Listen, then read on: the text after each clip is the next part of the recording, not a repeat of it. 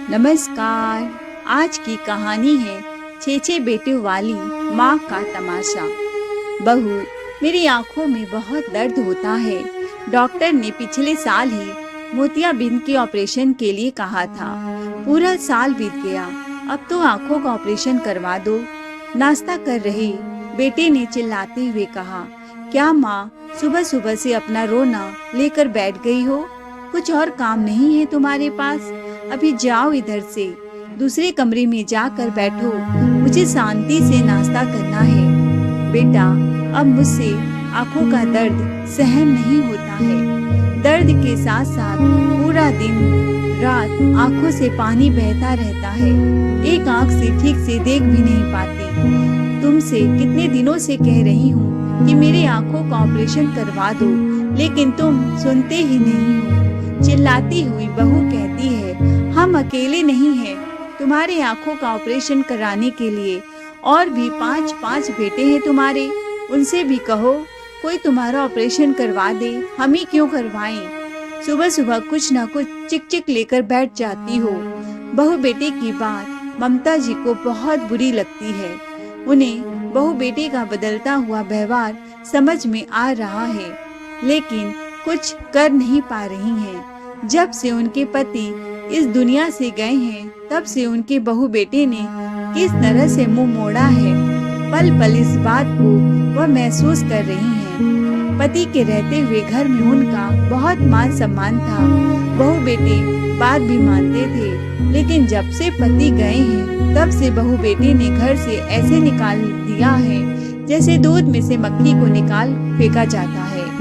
फिर भी अपमान का घुट पीकर बहू से कहती हैं, बहू, माना कि मेरे 5 बेटे और हैं, लेकिन तुम्हारे ससुर जी की जितनी पेंशन आती है वह सब छोटा बेटा ही अपने पास रखता है। इसीलिए उससे कह रही हूँ कि कम से कम पेंशन के पैसों से मेरी आंखों का ऑपरेशन करवा दे। वैसे भी मैंने अपने बहू बेटे से कभी ज्यादा उम्मीद नहीं की और ना ही मेरी कोई खर्च है। अगर किसी और बेटे से कहूँगी तो वह भी मुझसे यही कहेंगे कि जिसको पेंशन दे रही हो उसी से अपना आंखों का ऑपरेशन करवाओ। इसीलिए सबसे पहले तुम्हारा ही कर्तव्य बनता है मेरी आंखों का ऑपरेशन करवाने का। ममता जी की बात सुनकर बहू भड़कते हुए कहती है, देख रहे हो तुम्हारी माँ अपनी पेंशन के पैसों की धौंस दिखा रही है। देखा तुमने अपनी माँ की हिम्मत, कितनी ज्यादा तुम्हारी माँ की हिम्मत बढ़ती जा रही है। गुस्से में नाश्ता फेंक कर बेटा आता है और माँ से भड़कते हुए कहता है, माँ क्या फालतू की बकवास कर रही हो? अगर मैं पिताजी के पेंशन ले रहा हूँ तो तुम्हें भी तो अपने साथ रख रहा हूँ। तीनों वक्त का खाना दे रहे हैं, यह तुम्हें दिखाई नहीं देता? पेंशन की धौंस दिखा रही हो, और अगर पेंशन ले रहा हूँ तो तुम्हें अपने साथ रख कर इतना सारा एडजस्टमेंट भी तो कर रहा हूँ। यही एहसान मानो कि मैं तुम्हें साथ रख रहा हूँ। बेटे की कड़वी बातें सुनकर ममता जी दुखी हो जाती हैं कि अपनी बूढ़ी माँ को रखने में ही बेटे को एडजस्टमेंट करना पड़ रहा है, तो फिर वह कहाँ जाएगी। निराश होकर कमरे में चली गई। सुबह के 10 बज गए, भूख भी लगी थी। बेमन से बहू से कहती है, बहू नाश्ता नहीं किया है, भूख लग रही है, क्या बनाया है, मुझे भी दे दो। माँ जी, तुम्हें तो सुबह सुबह कुछ करना धरना होता नहीं है, बस खाने के लिए बैठ जाती हो। मुझे 10 काम करने होते हैं। बच्चों को स्कूल भेजना है, टिफिन तैयार करने हैं, पति को भी दुकान जाना होता है। सारे काम करने के बाद ही तुम्हें नाश्ता दूंगी। और तुम्हें कौन सा दुकान जाना है, घर पर ही तो हो, जाओ बाहर जाकर बैठो। अब इधर मेरे सामने मत बैठी रहना। बहू की जली कटी सुनकर ममता जी घर के बाहर बने चबूतरे पर आकर बैठ गई।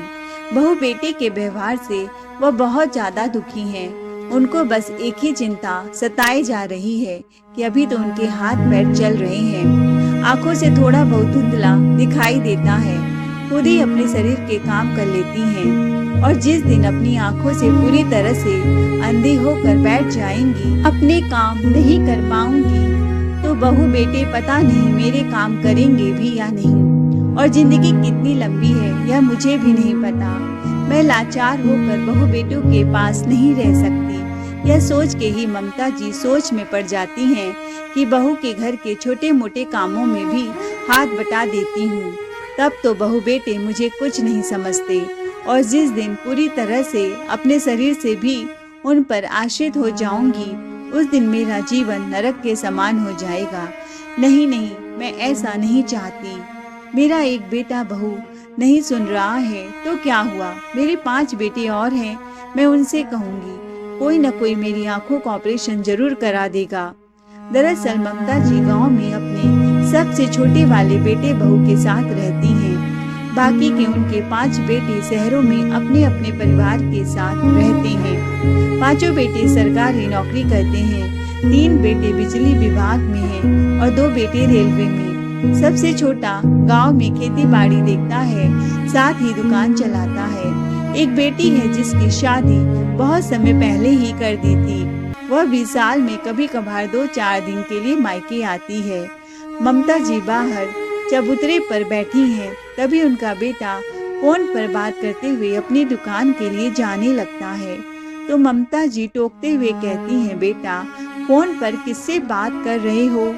माँ, मैं राजीव भाई से बात कर रहा हूँ। बेटा मेरी भी बात करा दो, बहुत दिनों से उससे बात नहीं हुई है। कमरे की दहलीज पर खड़ी हुई बहू चिल्लाते हुए कहती है, माँ जी, जब भी यह घर से बाहर निकला करे तो पीछे से मत टोका करो। कितनी बार तुमसे कहा है, पर तुम्हें कुछ समझ ही नहीं आता। जाते हुए इंसान को पीछे से टोक देती हो। बूढ़ी हो गई हो लेकिन कुछ भी पता नहीं। बहुत मिन्नतें करने के बाद सबसे छोटा बेटा माँ को फोन देता है। फोन लेते ही ममता जी 5वें नंबर के बेटे राजीव, जो कि पास ही के एक शहर में रहता है, से कहती हैं, बेटा तुम कितने दिनों से घर नहीं आए हो, घर कब आ रहे हो? माँ, फुर्सत मिले तब तो आऊँ, बताओ तुम्हें क्या काम है? मैं अभी ड्यूटी पर जाने के लिए तैयार हो रहा हूँ, कुछ जरूरी काम हो तो बोलो, नहीं तो फोन रखो। ममता जी कहती हैं, बेटा फोन मत रखना, मैं ये कह रही थी कि मेरी आंखों में बहुत दर्द होता है, आंखों का ऑपरेशन करवा दो। मोतियाबिंद उतर आया है, बहुत धुंधला दिखाई देने लगा है। क्या माँ, फिर से वही बातें? कुछ ढंग की बातें नहीं है क्या तुम्हारे पास? यह सब बातें करने के लिए मेरे पास समय नहीं है, फोन रखो। इतना कहकर बेटा फोन काट देता है। ममता जी ने बड़े ही आस के साथ अपने 5वें नंबर के बेटे से फोन पर बात की थी, लेकिन उसने तो बात सुनते ही फोन काट दिया। फोन रखते हुए उनकी आंखों से आंसू बह गए और वो अंदर चली आईं। बहू, अब तो तुम्हारे सारे काम निपट गए होंगे। बेटा भी दुकान पर चला गया और बच्चे भी स्कूल चले गए, अब तो कुछ खाने को दे दो। माँ जी, नाश्ते में जो कुछ बनाया था वह तो खत्म हो गया, खाना बनाने जा रही हूँ, अब सीधा खाना ही खाना। इतना कहकर बहू नहाने के लिए चली गई। ममता जी को बहुत तेज भूख लग रही थी। रसोई में जाकर देखने लगी, शायद कुछ रखा हो तो वह खा ले, लेकिन उन्हें रसोई में कुछ नहीं मिलता है। चुपचाप से आकर फिर से बाहर चबूतरे पर नीम के नीचे बैठ जाती हैं। पड़ोस में ही एक छोटी सी दुकान है, उस पर बैठा हुआ एक लड़का कहता है, क्या हुआ काकी, नाश्ता नहीं किया क्या? इतनी जल्दी बाहर आकर बैठ गई। ममता जी कुछ नहीं कहती हैं, वह समझ जाता है आज भी काकी को नाश्ता नहीं मिला है। दुकान से ब्रेड का पैकेट वह ममता जी को दे देता है। बेटा, मेरे पास देने के लिए पैसे नहीं है। कोई बात नहीं काकी, मेरे ऊपर काका के बहुत सारे एहसान हैं। अगर आपको एक ब्रेड का पैकेट दे भी दूंगा तो मेरा कुछ नहीं बिगड़ जाएगा। ममता जी पानी में डुबाकर ब्रेड खा लेती हैं, लेकिन आंखों के दर्द से बहुत ज्यादा परेशान हैं और सबसे बड़ी चिंता तो उन्हें खाए ही जा रही है कि अगर मुझे आंखों से दिखना बंद हो गया तो बुढ़ापा बहुत कष्टदायक हो जाएगा। काकी, आपकी आंखों में दर्द हो रहा था, क्या हुआ? अपने बेटे से ऑपरेशन के बारे में बात की क्या? मैंने भी सोनू भैया को कहा भी था, पास के ही शहर में एक कैंप लगा है, बस आपको लेकर जाना है, आसानी से ऑपरेशन हो जाएगा। हाँ बेटा, बात तो करी थी, लेकिन सोनू ने कुछ नहीं कहा और वह सोचने लगती हैं, जब 2 महीने पहले मेरा हाथ टूटा था तो बहू को मेरे कपड़े धोने पड़ते थे। कितना गुस्सा करती थी मुझसे। हाथ तोड़कर बैठ गई हो। घर के काम करूं कि तुम्हारे कपड़े धो लूं, कंघी करूं। मेरे हाथ का प्लास्टर निकलते ही उसने कपड़े धोने छोड़ दिए। हाथ में दर्द होते हुए भी मैं कितने मुश्किल से अपनी साड़ी धुल पाती थी, यह तो मैं ही जानती हूँ। अभी मेरे दोनों बड़े वाले बेटे गांव आने वाले हैं, क्योंकि दोनों के ससुराल में शादी है। मेरे दोनों बड़े बेटों की शादी एक ही घर में हुई है। दोनों सगी बहनें हैं। जब शादी में आएंगी तो फिर मैं उनसे अपनी आंखों के ऑपरेशन के बारे में बात करूंगी। कुछ ही दिनों में उनके दोनों बड़े बेटे और बहू घर आए। बड़ी बहू देवरानी को बताते हुए कहती है, यह देखो, मैंने भाई के शादी में पूरे 20,000 का लहंगा खरीदा था। कितना सुंदर लग रहा है। हाँ, मैंने भी अपने पति से बोल दिया था कि मेरे भाई की शादी है।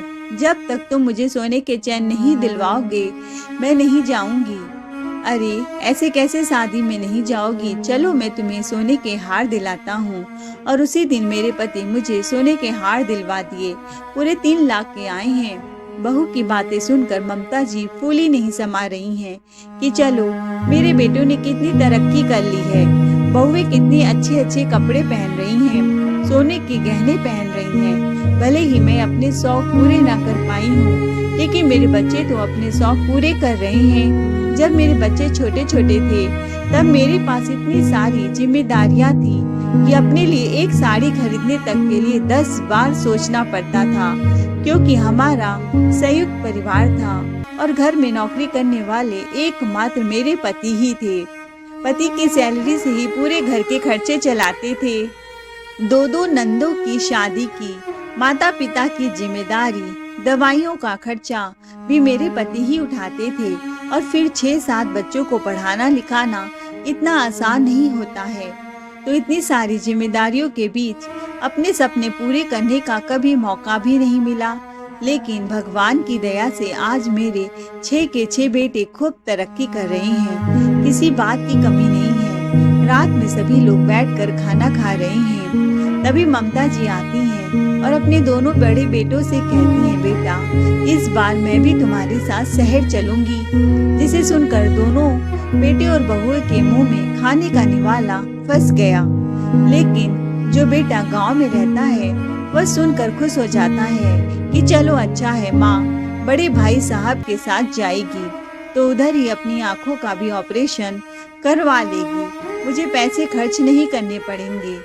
कहता है, अच्छा है माँ, तुम भाई साहब के साथ शहर चली जाओ, उधर ही अपनी आंखों का ऑपरेशन करवा लेना, क्योंकि भाई साहब तो बड़े शहर में रहते हैं। उधर डॉक्टर भी अच्छे अच्छे होंगे। आराम से आपकी आंखों का ऑपरेशन हो जाएगा। तभी बड़ी भाभी चटकते हुए कहती है, हम क्यों माँ जी को अपने साथ ले जाएं? माँ जी की पूरी पेंशन तुम रखते हो, तो हम उनकी आंखों का ऑपरेशन क्यों करवाएं? हाँ दीदी, सही कह रही हैं देवर जी, आंखों का ऑपरेशन तुम्हें ही कराना पड़ेगा। हम उनके ऊपर कोई पैसा खर्च नहीं करेंगे। और वैसे भी पिताजी के जाने के बाद हम 6 भाइयों ने यही तय किया था कि जो भी बेटा पिताजी की पेंशन लेगा वह माँ की जिम्मेदारी भी निभाएगा। बहू बेटे की ऐसी बातें सुनकर ममता जी का मन दुखी हो जाता है। जब बच्चे छोटे थे, पढ़ाने में जी जान लुटा दी थी। सोचा था जब बच्चे बड़े हो जाएंगे तो हमारा ख्याल रखेंगे, लेकिन इधर तो बच्चे एक छोटी सी जिम्मेदारी को भी एक दूसरे पर डाल रहे हैं, जबकि किसी के पास पैसों की कमी नहीं है। लेकिन जब माँ की बात आती है तब सब कंगाल हो जाते हैं। बहू बेटे आपस में इसी बात को लेकर तू मैं करने लगते हैं, जिसे सुनकर ममता जी बिना खाना खाए ही आंगन से उठकर अपने कमरे में आ गई और बहुत देर तक अपने पति की फोटो के सामने फूट फूट कर रोती रही। मुझे नहीं पता था आपके जाने के बाद मुझे ऐसा दिन भी देखना पड़ेगा। उस दिन वह खाना नहीं खाती है, लेकिन एक भी बेटा बहू अपने माँ के प्रति दया नहीं दिखाता। यह भी नहीं कहता कि माँ, आपने खाना नहीं खाया, खाना खा लो।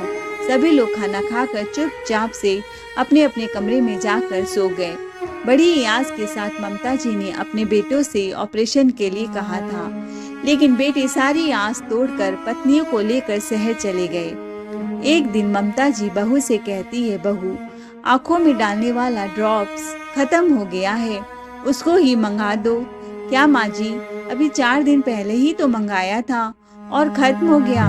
रोज आंखों में ड्रॉप्स डालने की क्या जरूरत है? एक दिन छोड़कर एक दिन डाला करो बहू। जैसे डॉक्टर ने कहा था वैसा ही तो करती हूँ, और छोटी सी आंखों में मैं कितना ड्रॉप्स डालूंगी। इतना कहकर ममता जी बाहर चबूतरे पर आकर बैठ गई।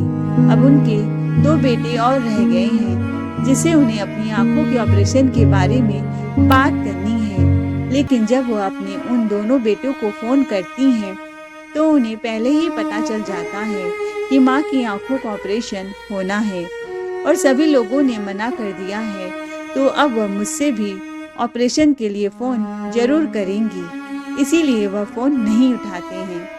ममता जी को बेटे बहू का व्यवहार बहुत अच्छी तरह से समझ में आ रहा है कि किस तरह से अपनी बूढ़ी माँ से 6 के 6 बेटे बहू कन्नी काट रहे हैं। एक छोटे सी आंखों के मोतियाबिंद का ऑपरेशन कराने में 6 बेटों के आगे हाथ जोड़ने पड़ रहे हैं, लेकिन फिर भी बेटे बहू मेरी आंखों का ऑपरेशन कराने के लिए तैयार नहीं है।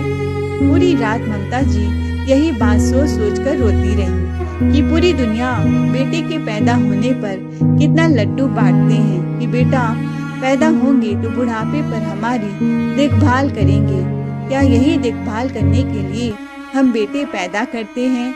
जो हमारा ले तो सब कुछ लेते हैं, लेकिन जब देखभाल की बारी आती है तो सब एक दूसरे पर माँ की बोझ समझकर डालने की कोशिश करते हैं और अपना पल्ला झाड़ लेते हैं।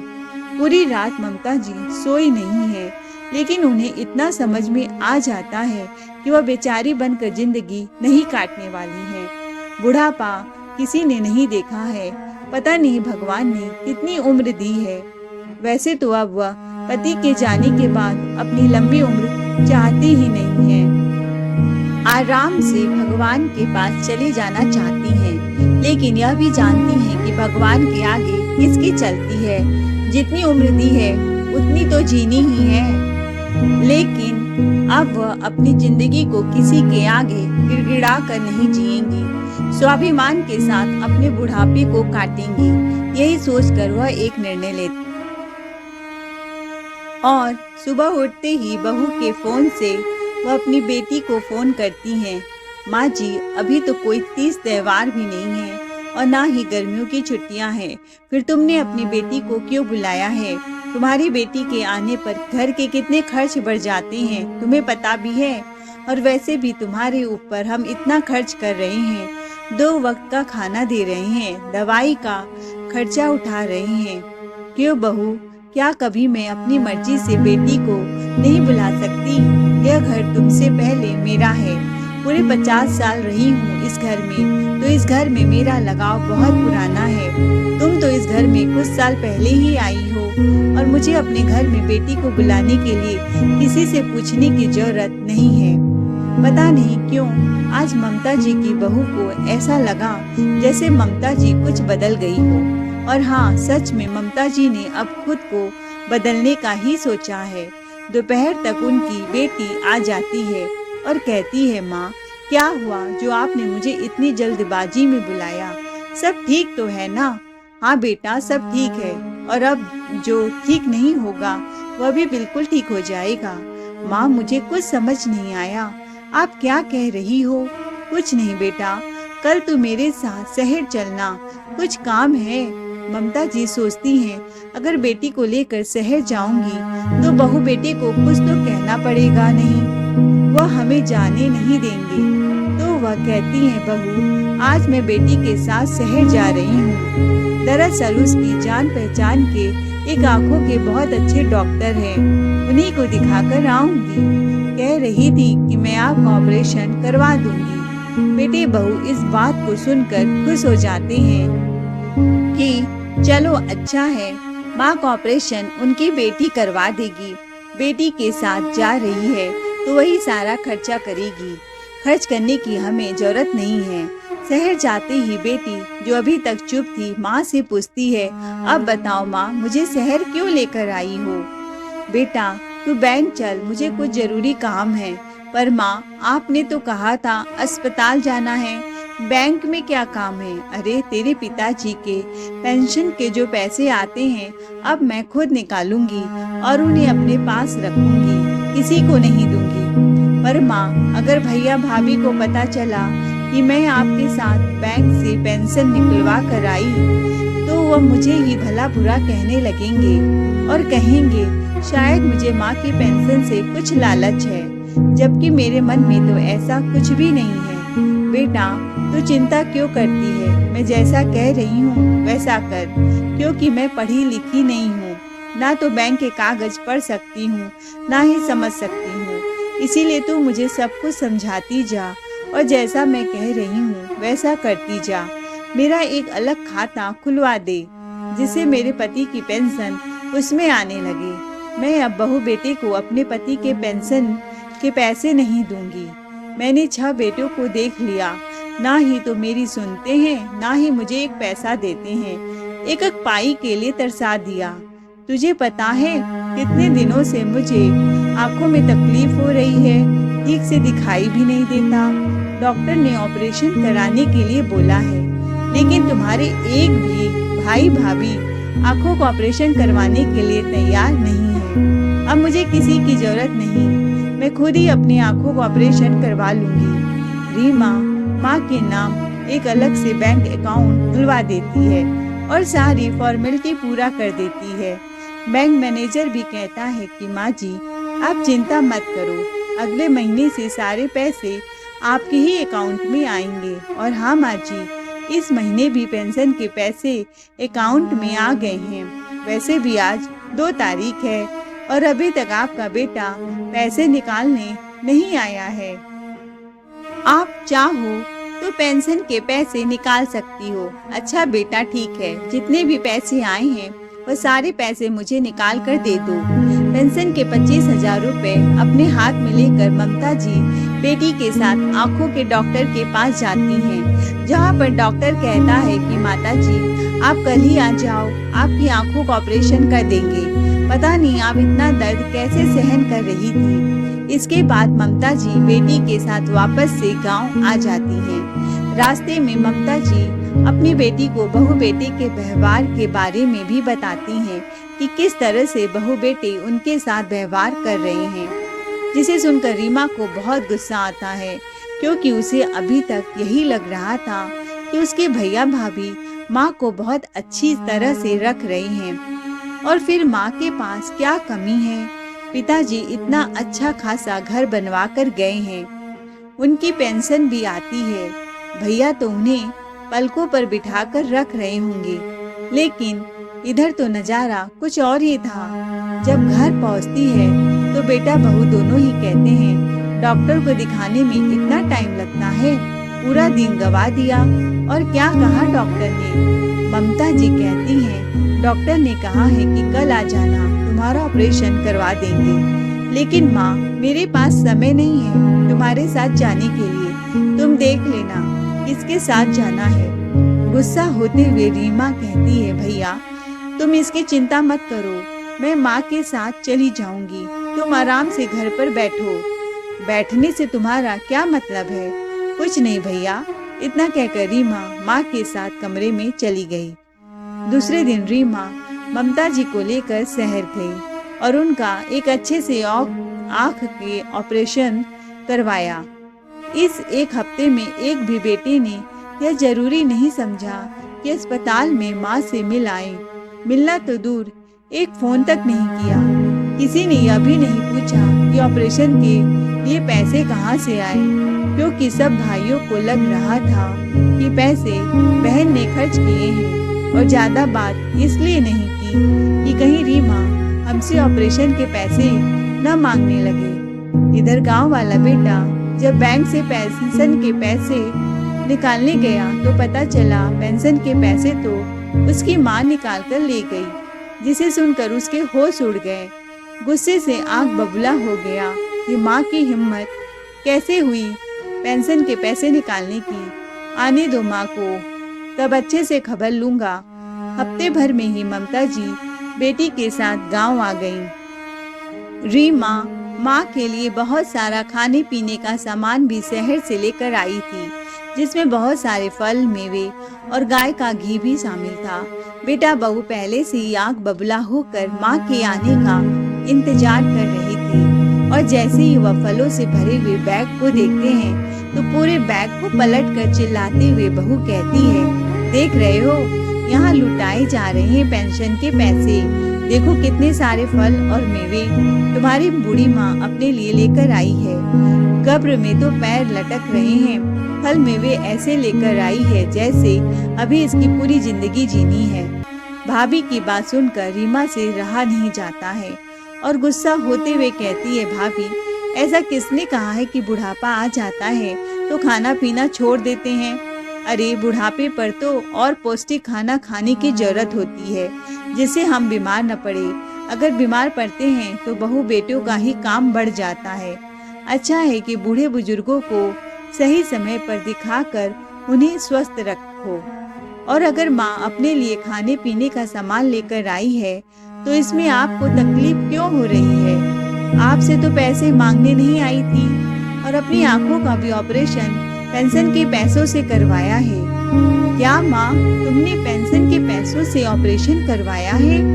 मुझे तो लगा था रीमा ने ऑपरेशन के पैसे दिए हैं। गुस्सा होते हुए ममता जी कहती हैं, क्यों बेटा, मेरी प्रॉपर्टी पर तुम ऐश करो और ऑपरेशन के पैसे रीमा दे? यह कहाँ का न्याय है? माँ, तुमने पेंशन के पैसों को कैसे निकाला? तुम्हारी हिम्मत कैसे हुई? क्यों बेटा, पेंशन पर पहला हक उसकी पत्नी का होता है, ना कि बेटे का, और तुम मुझे पेंशन के पैसे निकालने से रोक नहीं सकते हो। अगर ज्यादा 3-5 करोगे तो पुलिस में खबर कर दूंगी। पुलिस वाले तुम दोनों की अच्छे से खबर लेंगे। ममता जी की बात सुनकर बहू कहती है, माँ जी, भले ही आप अभी पेंशन की धौंस दिखा रही हो, लेकिन जब तुम्हारा बुढ़ापा आएगा और तुम्हें जरूरत पड़ेगी तो तुम्हारे यही बहू बेटे काम आएंगे। तुम्हारी बेटी तुम्हारे काम नहीं आएगी। बेटा, वह तो सामने दिख रहा है कि मेरे काम कौन आया है। मैं तुम लोगों के आगे हाथ पैर जोड़ती रही, लेकिन किसी ने भी मेरी आंखों का ऑपरेशन नहीं करवाया। बाद में मेरी बेटी ही मेरे काम आई है, तो तुम लोग मेरे बुढ़ापे पर और क्या काम आओगे? चिल्लाता हुआ बेटा कहता है, मुझे सब समझ में आ रहा है। तुम दोनों माँ बेटी पेंशन के पैसों को हड़पना चाहती हो। निकल जाओ मेरे घर से और चली जाओ अपनी बेटी के घर। बड़ी हिम्मत जुटाकर ममता जी बेटे के गाल पर एक थप्पड़ जड़ देती हैं और कहती हैं, कौन क्या हड़प रहा है, यह तो मुझे साफ साफ दिखाई दे रहा है। जब मेरा अपना घर है तो मैं बेटी के घर क्यों जाने लगी? और तुम्हारा घर यह कैसे हो गया? यह घर मेरे पति का है। अब तुम लोग मेरे घर से निकल जाओ। मैं तुम लोगों को अपने घर में नहीं रखूंगी। अब मेरी आंखों का ऑपरेशन भी हो गया है, मुझे ठीक से दिखाई देने लगा है। मैं खुद ही अपनी देखभाल कर लूंगी। मुझे तुम्हारे जैसे नालायक बेटे बहू की जरूरत नहीं है। माँ के तेवर देखकर बहू बेटे के पैरों तले जमीन खिसक गई। और कह देना अपने बाकी के भाइयों से कि माँ घर और जमीन का बंटवारा करने वाली है। घबरा कर छोटा बेटा 5 भाइयों को फोन कर देता है और पेंशन के साथ साथ घर जमीन के बंटवारे के बारे में भी सब कुछ बता देता है। कहीं माँ अपनी पेंशन के साथ साथ घर और जमीन भी बेटी के नाम न कर दे। इस डर से बाकी के 5 बेटे अपनी अपनी पत्नियों के साथ गांव आ गए। ममता जी भी यही चाहती थी कि उनके 6 बहू बेटे एक साथ एक आंगन में इकट्ठे हो, तब फिर वह अपने आगे का निर्णय उन्हें सुना सके। आते ही 5 बहू बेटे यह भी नहीं पूछते हैं कि माँ, आपकी आंखों का ऑपरेशन कैसा रहा? अब ठीक है? कोई दर्द तो नहीं? बल्कि चिल्लाते हुए कहने लगे, ये तुमने सही नहीं किया माँ। हंसती हुई ममता जी कहती हैं, वाह बेटा। बूढ़ी माँ तुम्हें बुलाती रह गई। तब तो किसी के पास भी समय नहीं था गांव आने का, लेकिन जैसे ही पैसे या जमीन की बात आई तो कैसे भागे भागे गांव आ गए। माँ की बात सुनकर पांचों बहू बेटे चुप हो गए। तभी उन दोनों बेटों जिन्होंने फोन नहीं उठाया था से ममता जी कहती हैं, क्यों तुम दोनों ने तो मेरा फोन ही नहीं उठाया। जमीन और घर के बंटवारे की बात सुनकर भागे भागे आ गए। शर्म नहीं आती तुम लोगों को? तुम जैसे नालायक बेटों की जगह भगवान मुझे 6 बेटियां दे देता तो अच्छा होता। माँ, क्या फालतू की बातें कर रही हो? और तुम्हारे दिमाग में ये जमीन बांटने की बात कहाँ से आई? सही कह रहे हो बेटा, पहले तो मेरे दिमाग में पेंशन भी लेने का विचार नहीं था। मुझे लगता था कि मेरे 6 बेटे हैं, फिर मुझे चिंता करने की क्या जरूरत। जब पैसों की जरूरत पड़ेगी तो बेटे बहू मुझे पैसे दे देंगे। लेकिन मैंने देख लिया, जब मुझे जरूरत पड़ी तो कोई मुझे अस्पताल में देखने तक नहीं आया। इसलिए अब मैं पेंशन के पैसों के साथ साथ इस घर का जो 7वां हिस्सा है वह भी लेना चाहती हूँ। माँ, तुम घर और जमीन का जो 7वां हिस्सा है उसको लेकर के क्या करोगी? क्योंकि मैं अपने हिस्से का एक टुकड़ा भी तुम जैसे बेटे बहू को नहीं देना चाहती। भले ही सड़क के भिखारी को दे दूं, जिसको देना होगा दे दूंगी, जो मेरी सेवा करेगा उसे दे दूंगी, लेकिन फोकट में अपना हिस्सा किसी को नहीं दूंगी। और अंत में ममता जी अपने घर और जमीन का 7वां हिस्सा ले ही लेती हैं। अब उनके पास न तो पैसों की कमी है, ना ही किसी और चीज की। तो बताओ, तुम में से मेरी सेवा करने का कौन इच्छुक है? जो भी इच्छुक होगा उसको मैं अपनी पेंशन का आधा हिस्सा दूंगी। सभी बेटे कहने लगते हैं, माँ आप मेरे साथ शहर चलो। तो दोनों बड़े बेटे भी कहने लगते हैं, आप हमारे साथ चलो, हम दोनों भाई आस पास ही रहते हैं, जहाँ आपका मन करे उधर आती जाती रहना। कल तक जो बेटे बहू बूढ़ी माँ को बोझ समझकर एक दूसरे पर डाल रहे थे और कन्नी काट रहे थे, आज पैसों के लालच में माँ को अपने साथ ले जाने के लिए लड़ने झगड़ने लगे और एक एक करके अपने पास माँ को बड़े आराम से रखने लगे, उनकी सेवा भी करने लगे। अब अपने हिस्से का घर, जमीन और पेंशन सब कुछ ममता जी अपने हाथ में रखती हैं और जितना जरूरी होता है जिस बेटे बहू के पास रहती हैं उतना खर्च कर लेती हैं, बाकी अपने पास रखती हैं। दोस्तों, अगर बुढ़ापे पर बहू बेटे सेवा नहीं करते हैं तो बुजुर्गों को अपने लिए कदम उठाना चाहिए। ममता जी ने भी वही किया।